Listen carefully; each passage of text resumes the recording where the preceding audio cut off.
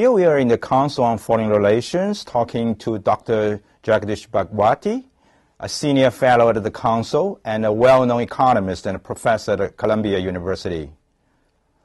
Professor Bhagwati, I want to ask, the United States has long been known as a free trading nation. But for all these years, especially recent years, we have heard increasing loud voices against the sort of outsourcing, especially outsourcing to China, maybe Mexico, India.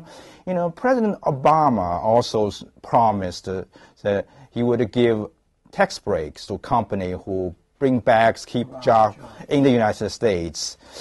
Can you tell us that is the United States moving away from free trade and more towards protectionism? The United States, certainly under the current administration of President Obama, has shown itself open to protectionism.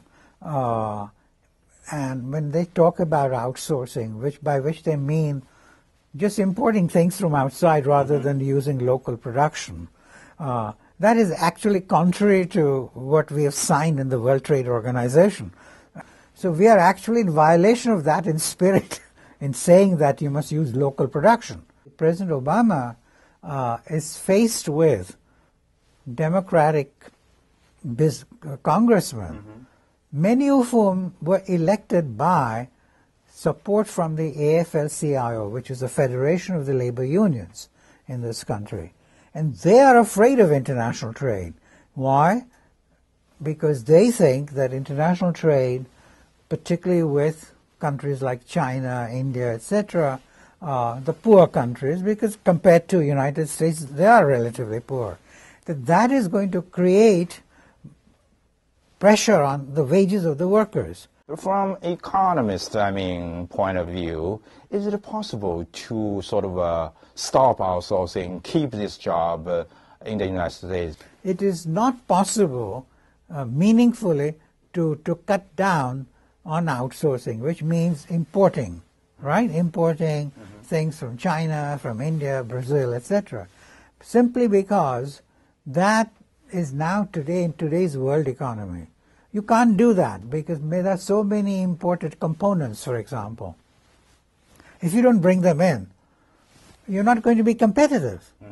Again, in terms of outsourcing jobs, which is what they worry about, if I don't outsource 30,000 jobs, and this is Mrs.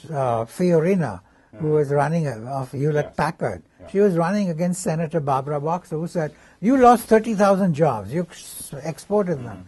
Then Fiorina should have said, in a competitive world economy, if I had not done that, I would have become uncompetitive vis-a-vis the French and the Germans and the British and lots of other people, and I would have lost the entire 100,000 plant. Right? So I actually saved 70,000 jobs, and you say I've exported 30,000. Without imports, we can't manage, and also if we stop imports from abroad, other people, including the Chinese, will say, we won't import from you. Right? It's tit for tat. So both parties go down instead of both parties moving up. Do you think they still are able to make a forceful argument for either, President Obama or maybe, I don't know, if Romney become a president, to tell the American people outsourcing is not all that bad? So the way to put it would be first to point out that imports are also necessary. Two, if we start preventing outsourcing, other people can play the same game against us. So if you may think that you're saving a job, like the steel industry. In the beginning of President Obama's term, now he's hardened his position. That time, when he started, discussing this in the bill, General Electric, Caterpillar, all these firms, went rushing to Washington to tell the president that you may save a few jobs, but you'll lose many more because we are in the international markets. My feeling is like, the Chinese, maybe even the Indian, the Mexican are stealing American jobs. They're accusing sort of a developing country. But overall, do you think the outsourcing benefits sort of a developed country like U.S., Japan, Europe more, or they benefit actually developing country like China or India more? We want methods of cooperation, of which trade is one, where as long as it is not forced on anyone, then it is a voluntary exchange which will actually improve both parties.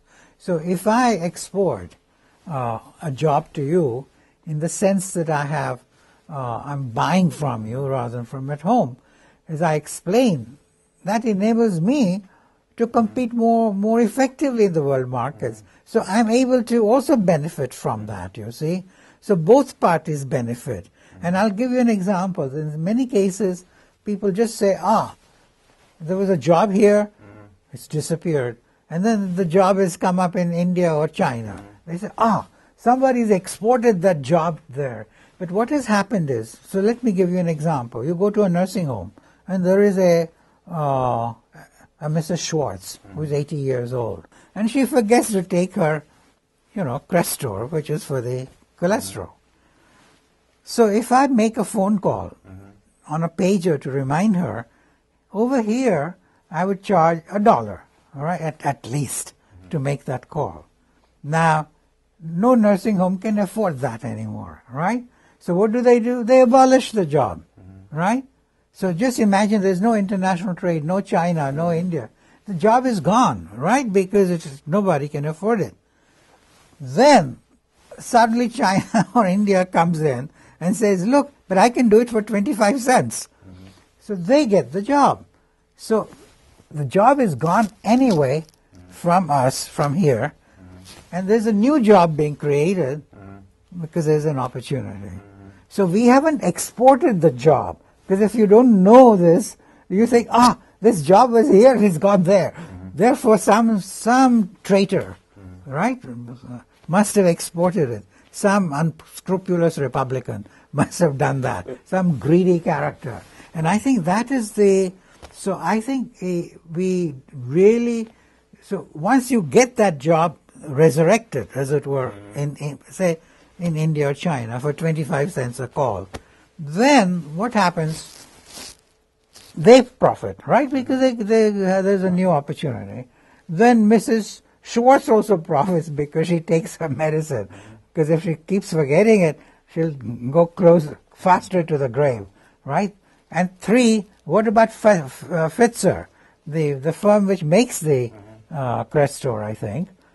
They also sell more, right? Because people are not forgetting to take so everybody benefits, and Obama, etc., the Democrats don't understand this.